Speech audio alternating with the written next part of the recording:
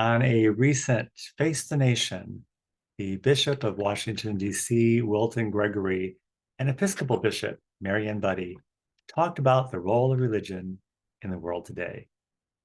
Is it appropriate to conflate the Bible with the Declaration of Independence and the U.S. Constitution? Bishop Gregory said we can't just cherry pick what we want to believe and ignore everything else, just for political gain. We vilify one and sanctify the other. We just assume one is good and the other one is evil. It's part of our worldview. The bishop was critical of Joe Biden, and Marianne performed mental gymnastics to defend him as a good person. And the other candidate, he wasn't even mentioned. It's hard to face the nation when you're the counter narrative to the narrative.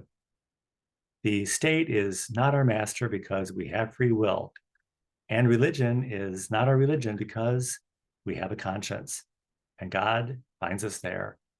We're not vilified or sanctified, but at least we're there. Welcome. Welcome to Sunday Coffee Hour. I'm Stanley Smith. At Sunday Coffee Hour, we talk about everything and nothing.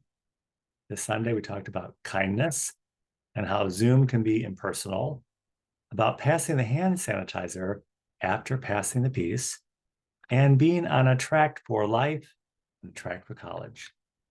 The readings at Washington National Cathedral were from Acts. I have no silver or gold, but what I have, I give to you. And from John, the world does not know us. All they see is Democrat or Republican. And from Gospel reading of Luke, Christ was guilty of witness tampering because he appeared unto the disciples before they started their ministry of witness. The sermon at Washington National Cathedral was by Gene Robinson. Gene preached about how Luke's first book was such a bestseller that he wrote a second book called The Acts of the Apostles. Gene said there are consequences of words and language. It changes what we believe and how we believe it.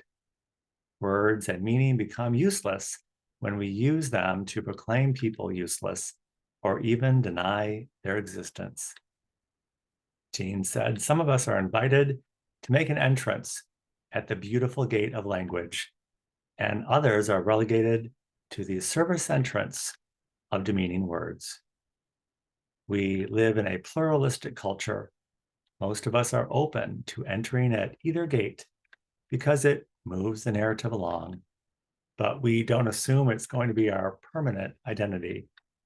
Many of us believe we're in a conversation, only to learn later that we were in a power dynamic. Our free will has been usurped for an advertising message. We all have burdens that make us feel diminished. Sometimes that can become internalized.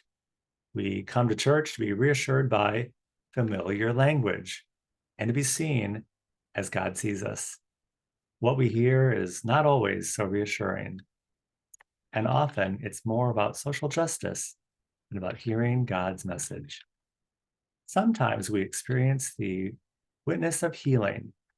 Other times, something seems to be getting in the way. Gene invited us to be mindful of those we pass, those outside who are also in the need of healing. Listen, look, and heal others as you have been healed.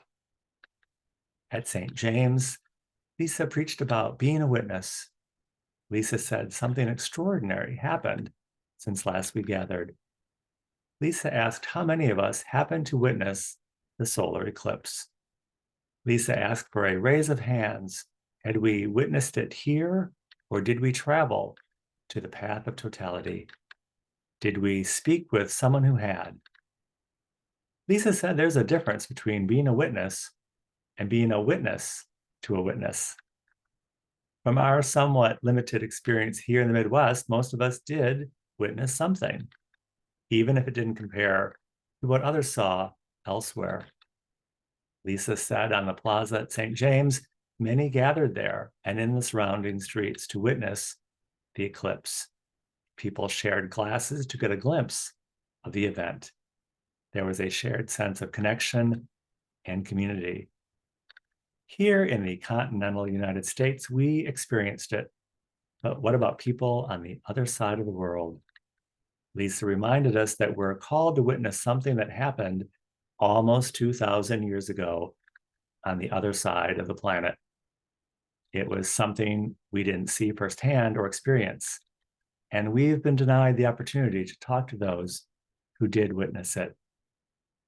Luckily, it's not so much the miracle of the resurrection, but of the connection and community that we're called to be witnesses to. We've all experienced it, and that's what Christ appeared to the disciples to experience with them. Lisa said we may not have experienced totality, but we're called to witness it totally. On Face the Nation last week, commentator Ed O'Keefe asked if the church had been eclipsed by politics in today's world as the moral voice in the world. Marianne Buddy agreed that, sadly, that was probably so. Many of our social virtues have been obfuscated for a commercial and political message, moving forward the agenda of capitalism and politics. It colors our perception of right or wrong and how we view ourselves as being a good person. We're often kind to those who abuse us and mean to those who are kind. We defer to one and take for granted the other. Wherever there is a power imbalance, there's often abuse. We don't speak out because we're often beholden to our abuser, dependent on them for our sustenance or even for our survival. We get something out of the abusive relationship. This is the hook we often get tripped up on. We think we're engaged in a conversation, a relationship of mutual respect, but it's a power dynamic reflected in how our world operates, vilifying one and sanctifying the other. Holding a balance on our credit card line extends our credit, and the ones we pay down are decreased. Having funds to pay your bills awards you an advantage, and those who lack funds get to pay a late service fee. That's how our world operates. The eclipse was such a countercultural experience. It was a God moment because it wasn't sponsored by a corporate sponsor, and we didn't need to get a vaccine or a booster to protect ourselves from it. Perhaps the sunglass people came the closest to capitalizing on it, but most made the effort to buy those glasses willingly. It's also telling that it was not a state-sponsored event, and it didn't take place in church. We can look at things sympathetically and holistically, and we can have 10 things and use 2 of them to make a point. But what about everything else?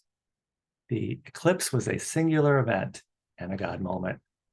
It's because the state is not our master and religion is not our religion. It's an institution. We have a conscience and God finds us there. Let's be on the lookout for more God moments. We can put aside the understanding of it and just be aware of it, putting aside our questions and needing to know. God uneclipses the everything else. If you would like to join us at Sunday Coffee Hour is every Sunday at 12 noon Central Time on Zoom. I will include my email in the description of this video. I'll be happy to send you an invitation. And I look forward to seeing you very, very soon.